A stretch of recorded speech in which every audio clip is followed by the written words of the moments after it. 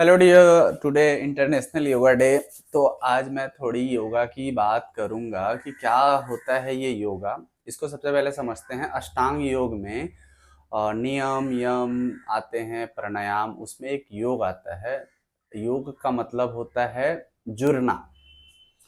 जब दो चीजों को जोड़ा जाता है उसको योग बोलते हैं। बचपन में पढ़ा था ना, योग माने जोड़, वियोग माने अलग। तो जब दो चीजों को जोड़ा जाता है उसको बोला जाता है योग। तो ये करते क्यों हैं? डॉक्टर बोला था योगा करो शरीर ठीक रहेगा, बहुत लोग बोले योगा करो, लेकिन ये करते क्यों हैं? योगा करने का मतलब है आप अपने बॉडी को समझें, आप अपने बॉडी के बिहेवियर को समझें। आप अपने दो ब्रेन को समझने के लिए सबसे पहले बॉडी को समझना होगा। एक ब्रेन आपकी नाभि होती है और एक ब्रेन आपके यहाँ पे है, जो बड़ा वाला स्टोरेज है।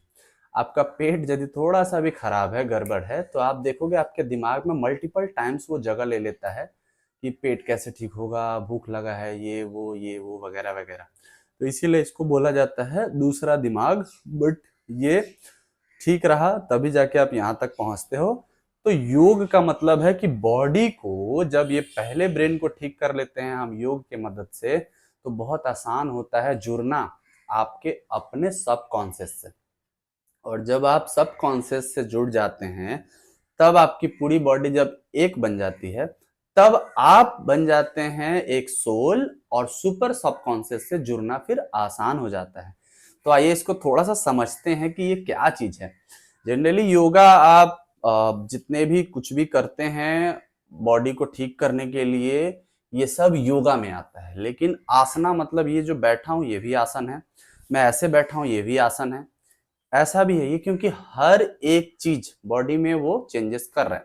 जिस तरह आप इसको भी दबाएंगे तब भी बॉडी में चेंजेस होगा, आप ऐसी मुद्रा भी धारण करेंगे तब भी बॉडी में और ब्रेन में चेंजेस होगा। तो ये सारी चीजों का मतलब एक ही था कि बॉडी और ब्रेन को जोड़ना।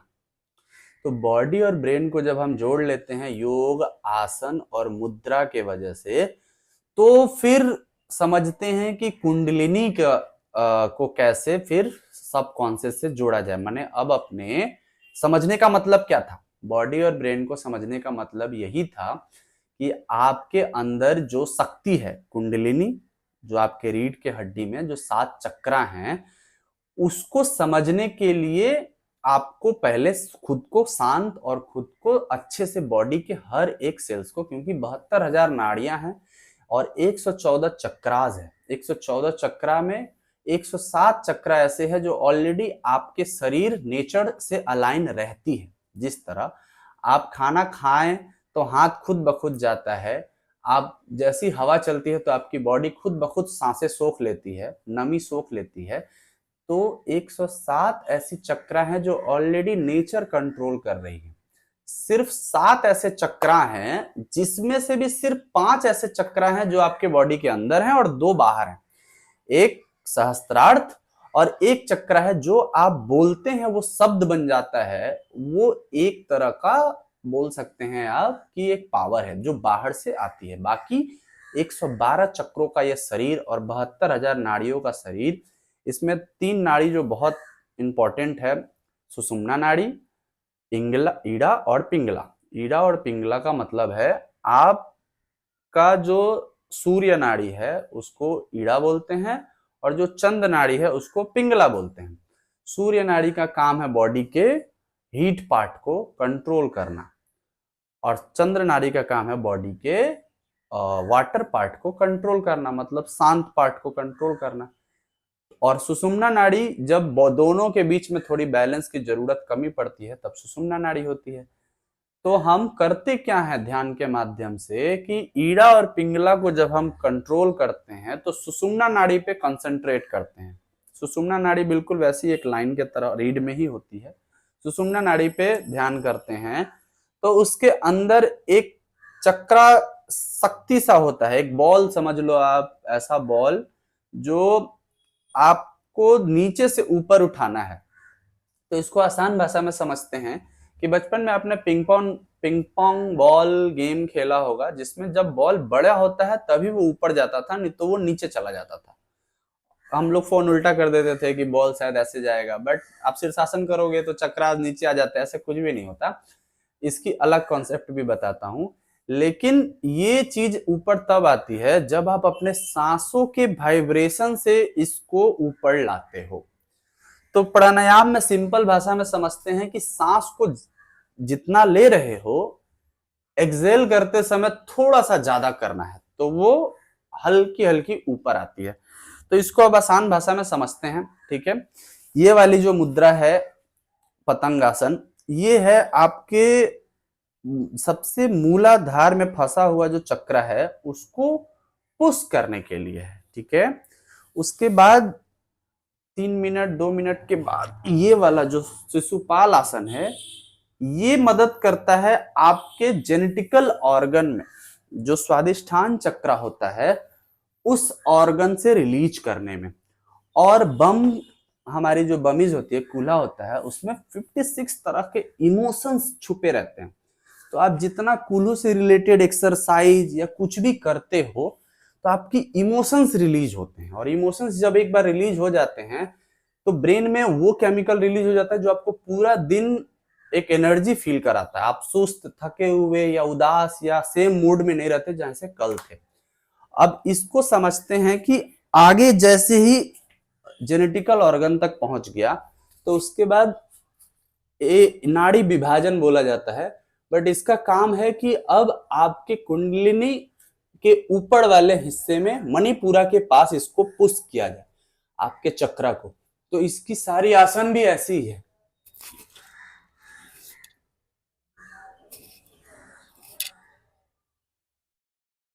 इसका मतलब यही था कि बस मणिपुरा तक पुश करना था। अब जैसे ही मणिपुरा तक आ गया, तब अब देखोगे तो हम जो सांस लेते हैं वो हमारी यहां पेट तक आती है, ठीक है। और ये पैर का बायां पैर में एक छेद होता है जिसमें कृष्ण जी को तीर लगा था, तो उन्होंने अपनी डेथ की राज बताई थी। और ये वही है जो आपको मूलाधार से सटा के रखने से इस ऊपर से लेके नीचे तक एक पूरा आपकी बॉडी अलाइन हो गई। अब आप मूलाधार से ऊपर, स्वादिष्ठाना से ऊपर मणिपुरा में जब आ गए तो अब आप सांसों के गेम खेलते हैं। तो ये है ब्रह्म मुहूर्त,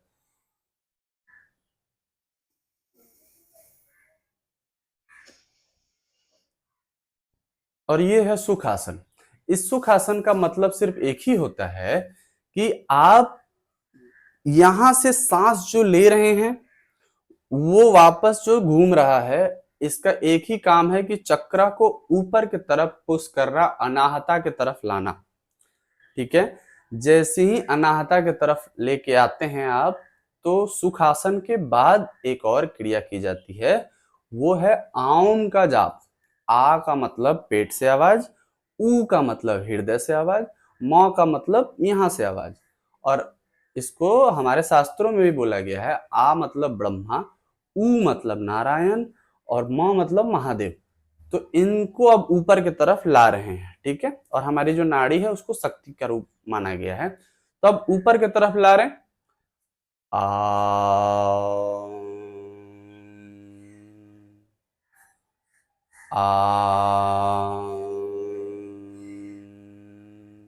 ये तीनों वर्ड बराबर भाषा में बोलना पड़ता है, बराबर लय, बराबर टाइमिंग में बोलना पड़ता है। तो ये वाइब्रेशन से वो जो अंदर जो चक्रा की बॉल है वो अब यहां तक आ गई, अनाहता तक। उसके बाद लगता है सांसों की फरफराहट। 1 मिनट में आपको 200 से ज्यादा बार सांस लेनी होती है, यहीं पे और यहीं पे छोड़ना होता है। और यहाँ ये इतनी तेजी से होगा और इतना धीरे होगा कि यहाँ पे यदि आप मिट्टी भी रखे हो तो मिट्टी उड़नी भी नहीं चाहिए, और आप सांस पूरा ले भी नहीं सकते। ये आपके वो इमोशंस को निकालता है जिसमें दुख है, पीड़ा है, करुणा है। तो इसमें बहुत लोगों को रोना भी आता है, और इसका मकसद ये है कि विशुद्धि तक अपने चीजों को लेके आना, अपने चक्रस को लेके आना। और एक बार जब आप विशुद्धि तक लाते हो तो फिर लगता है बंद। बंद कैसे लगता है?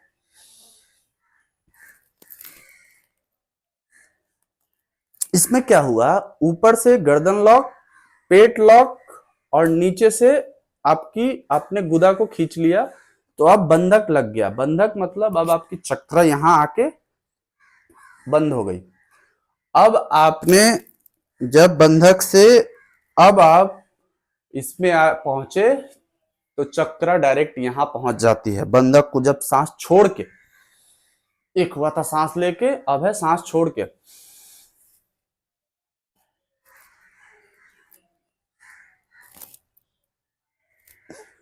ऑटोमेटिक आप यहां पे अलग अलग कलर्स फील करने लगोगे। ऑरेंज, नारंगी, अलग अलग शेड, कलर सारे यहां फील करने लगोगे। और इसके बाद अब आपको आज्ञा से सहस्त्रार तक जाने के लिए बस शांत मुद्रा में बैठना पड़ता है, जहां पे आप अपनी नजरों को थोड़ा ऊपर करेंगे, अपनी थॉट को पूरी बंद हो जाती है। इतनी करने के बाद आपकी थॉट पूरी बंद हो जाती है, तो आप सहस्त्रार तक पहुंचते हैं। लेकिन अब हुआ क्या कि ये था पार्ट 2। पहले था योगा, योगा से बॉडी को समझे। दूसरा था मुद्रा आसना, जिससे बॉडी के नाड़ियों को समझे, सांसों को समझे। और तीसरा है अब ये है मुद्रा। जैसे इसको बोला जाता है सांभावी महामुद्रा। इसका मतलब ये था कि बॉडी के कुंडलिनी को आपने यहां तक लेके आए। तो इसका क्या मतलब होता है? जब यहां तक हम लेके आ गए तो क्या यहीं पे रह गया? नहीं। अब आप एक बार जब ऊपर से नीचे तक इसको लेके आ गए तो आप पूरे दिन में आप इसके ऊपर कंट्रोल कर सकते हैं। आप इसको जब जिस चीज में चाहे यूज कर सकते हैं। जैसे यदि आपको सेल्स करना है, यदि आपको क्लाइंट से बात करना है, तो आपका आज्ञा चक्र पे ध्यान होना चाहिए, आपका विशुद्धि चक्र पे ध्यान होना चाहिए, आपका अनाहता चक्र पे ध्यान होना चाहिए, आपका मणिपुरा चक्र पे ध्यान होना चाहिए, और आपका मूला पे ध्यान होना चाहिए। आपके स्वादिष्ठाना जेनेटिकल ऑर्गन पे ध्यान नहीं होना चाहिए, उसको पूरा कंट्रोल करना पड़ता है। और आपकी सहस्त्रार्था पे कंट्रोल करना पड़ता है। क्यों? क्योंकि यदि आप अपने जेनेटिकल ऑर्गन क्लाइंट के सामने उसकी कंटेंट या उसकी बातें आप रखोगे या उसका भाव रखोगे, तो सामने वाला को लगेगा आप फ्लर्ट कर रहे हो। और यदि आप सहस्त्रार्थ की बातें रखोगे तो सामने वाला को लगेगा या तो आप पागल हो गए हो या तो आप किसी दूसरे दुनिया से हो। क्यों? क्योंकि आप विजनरी बातें कर रहे हो जो उसके पल्ले नहीं पड़ने वाला। तो ऐसे ही अलग अलग काम को अलग अलग चक्रा के बैलेंस से मदद किया जाता है। तो अब हम आते हैं कि अक्सर कुंडली जब मैं रिपोर्ट बनाता हूं लोगों के डेट ऑफ बर्थ से, तो सबसे बड़ा क्वेश्चन होता है कि सर हमारे हाथ में कितना कंट्रोल है? तो 107 समझ लो कि बॉडी को चलाने के लिए 114% चीजों की यदि जरूरत है, जिसमें 107% नेचर खुद कंट्रोल करता है, 7% आपको कंट्रोल करना पड़ता है। लेकिन 7% यदि आप कंट्रोल कर लिए तो आप 114% को कंट्रोल करके 100% आप अपनी किस्मत, आप अपनी भाग्य, आप अपने जीवन, आप अपना विजन, आप अपना व्यक्तित्व खुद बना सकते हैं। एग्जाम्पल, जैसे मैं शास्त्रार्थ पे हूं, अब मैं कोई भी चीज को बड़े लेवल पे देख के समझ सकता हूं कि क्या चल रहा है बजबज में। ठीक है, बजबज में मैं रहता हूं तो क्या चल रहा है बजबज में, ये हुआ, मैंने समझा। आज्ञा से मैंने देखा कि यहाँ के जो बड़े लोग हैं, जो बिग जगह पे हैं, उनकी माइंडसेट क्या है, उनका डायरेक्शन क्या है, उनकी विजन क्या है। उसके बाद जब मैं अनाहता तक पहुंचा, अभी ये नहीं यूज करना है, विशुद्धि नहीं यूज करना है, फिर अनाहता तक पहुंचा, तो क्या मैं किसी ममता भाव से पूरी बजबज को एक सुंदर और अच्छा जगह समझ सकते हैं, बना सकते हैं। और मणिपुरा से समझा कि क्या बजबज के अंदर वो भूख पैदा की जा सकती है कि पूरी दुनिया यहाँ आए, व्यवसाय करे, बिजनेस करे। और स्वादिष्ठाना से क्या बजबज को यहाँ पे लोगों के अंदर प्रेम भावना, एक दूसरे की लिए, एक दूसरे के लिए बातचीत करें, कोई ईर्ष्या और कोई जलन ना हो। और मूलाधारा, क्या यहाँ पे जमीन, संपत्ति, घर, ये सब जो चीजें, जो सिस्टम चल रही हैं, इसको प्रेम भाव से चलाया जा सकता है। जब इन सबको समझ के अब आप अपनी बातें बोलोगे, रखोगे, तो सामने वाला को लगेगा कि आप जो बोल रहे हो वही आखिरी सत्य है, आप जो बोल रहे हो उसी पे काम करना चाहिए। ठीक है, तो ये इंटरनेशनल योगा डे था, जिस दिन मैंने सोचा कि मैं आपके साथ बैठूं और बैठ के बताऊं कि क्या करना है। और दूसरी बात ये कि जो मैं बोला था कि एक चीज और बतानी है, यहाँ पे यहाँ पे चंद्रमा मंडल है, ठीक है, और यहाँ पे सूर्य मंडल है। चंद्र मंडल से डेली कुछ अमृत निकलता है जो सूर्यमंडल में जाके जल जाता है। यदि आप अपनी पूरी जिंदगी ऐसे ही जी रहे हैं, खड़े होके सर को ऊपर रखा है, तो आप पाओगे कि आपका एज आस्ते आस्ते घटता जा रहा है। पाँव की एज नहीं, चेहरे की एज। ठीक है। लेकिन जब आप शीर्षासन करते हो या माथा को नीचे करके पैर को ऊपर करने वाला, मतलब आधा बॉडी पार्ट नीचे रहना चाहिए, तो सूर्य मंडला में जो अमृत आ रहा था वो जलता नहीं, वो आपकी यहीं पे रुक जाता है और वो पूरा दिन आपके साथ रहता है। तो जिसके वजह से आपका बॉडी, जैसा आपका पांव यंग है वैसे ही आपका शरीर यंग है और हर एक सेल यंग होता है, तो आपकी उम्र बढ़ने लगती है। तो इसके बारे में मैं थोड़ा सा दिखा देता हूं कि मैं अपने ध्यान के लिए, अपने कंसंट्रेशन के लिए और अपने हर एक चीजों को अलाइन करने के लिए और सूर्य मंडला को, अपनी एजिंग को कम करने के लिए क्या करता हूं।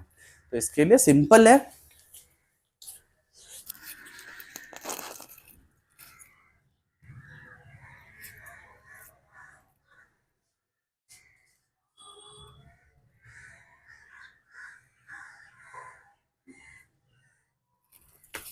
इससे आपको कुछ ही टाइम में आप पाओगे कि बहुत सारी ऊर्जा आपके ब्रेन में मिली और आप फिर अब अपनी चीजों को आस्ते आस्ते अलाइन भी कर सकते हो, बना भी सकते हो। वैसे इसको दीवार की मदद से भी कर सकते हैं और धीरे धीरे ये आपके अपर बॉडी स्ट्रेंथ को बढ़ाता है।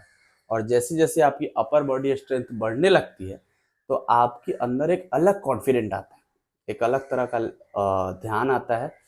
तो इंटरनेशनल योगा डे के दिन मैं इतना ही अपनी बात रखना चाहूंगा कि मैं किस तरह लोगों को योगा के मदद से उनके प्रॉब्लम्स को ठीक करता हूँ, उनको छोटे छोटे आसना और मुद्रा और वाटर टेक्निक के मदद से उनकी गट हेल्थ और उनकी चीजों पे काम करता हूँ और कुंडली रिपोर्ट बना के उनको पहले बताता हूँ कि उनकी प्रवृत्ति क्या है। उनकी प्रवृत्ति मतलब वो अर्थ एलिमेंट है, वाटर एलिमेंट है, फायर एलिमेंट है, वुड एलिमेंट है, स्पेस एलिमेंट है। उसके बाद उनका नक्षत्र क्या है, उनका व्यवहार क्या है, उनका तरीका क्या है, उनका कौन सा चक्र ज्यादा एक्टिवेटेड है, उनका कौन सा चक्र पे काम करना है, क्या मिसिंग है, ये सब चीज को हम कुंडली से समझते हैं। फिर मैं अपने क्लाइंट के साथ चक्रास के ऊपर सेशंस लेता हूँ और फिर उनको ध्यान की अवस्था सिखाता हूँ। ध्यान को भी थोड़ा सा समझ लेते हैं। ध्यान तीन तरह के हो जाते हैं। एक है कि आप बैठे हो और आज्ञा चक्र से आप सोच रहे हो कि क्या चल रहा है दुनिया में। एक है जब आप थोड़ा सा अप साइड करते हो तो आप दुनिया को थोड़ा ऊपर से देख पाते हो और समझ पाते हो कि मुझे क्या करना है इस इस इस चीज को ठीक करने के लिए या इस हालात को अच्छा और बेटर, बेहतर से बेहतर बनाने के लिए। और एक है कि जब आप अपनी दुनिया में होते हो जहां पे आप अपने प्लान किए हो अपनी सारी चीजें कि मेरा गोल क्या है, मेरा फ्यूचर क्या है, मेरी चीजें क्या है, तो इसको सिंपल भाषा में बांट देते हैं। ये है आपका शॉर्ट टर्म गोल, ये है आपका मिड टर्म गोल और ये है आपका लॉन्ग टर्म गोल। तो जब आप इस तरह डेली अपना दिन पहले प्लान करो, दिन में जो काम छोटा है, आसान है, शॉर्ट टर्म गोल है, उसको लास्ट में रखो। मिड टर्म गोल जो काम इंपॉर्टेंट भी है लेकिन जरूरी उतना प्रायोरिटी कम है, उसको मिड टर्म गोल। और लॉन्ग टर्म गोल क्या, कि जो टाइम में रिलेशंस बनाना है, काम करना है, लोगों से अच्छे से बात करनी है, वो पहले कर लो। तो लॉन्ग टर्म गोल पहले, मिड टर्म गोल बाद में, शॉर्ट टर्म गोल लास्ट में। और शॉर्ट टर्म गोल का मतलब होता है अपनी बातों पे ध्यान देना, अपनी लैंग्वेज पे ध्यान देना कि मैंने कल ये गलती की थी, आज नहीं करना है। मिड टर्म पे ध्यान देना है कि कल मैंने ये बिजनेस सोची थी, आज इसके बारे में मैं प्लान करना है, आज इस क्लाइंट की हेल्प करनी है।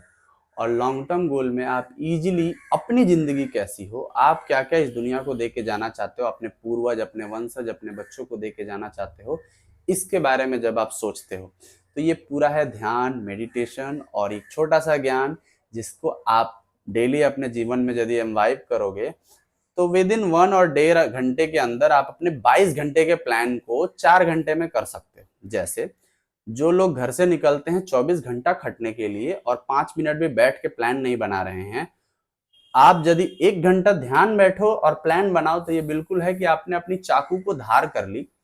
अब जो वो 8 घंटे में काट रहा था, आप 8 मिनट में काट सकते हो। तो आप ऑफिस में भी शांत रहते हो, आप बाहर भी शांत रहते हो, आप चीजों को एंजॉय करते हो, हर छोटी छोटी एक्सपीरियंस को एंजॉय करते हो। तो आप कहीं भी रहते हो शांति रहते हो, और जितना आप शांत रहोगे उतनी आपकी आसपास की जीवन उथल पुथल मचाएगी, तो आप इंटरटेन हो। ठीक है, चलिए धन्यवाद।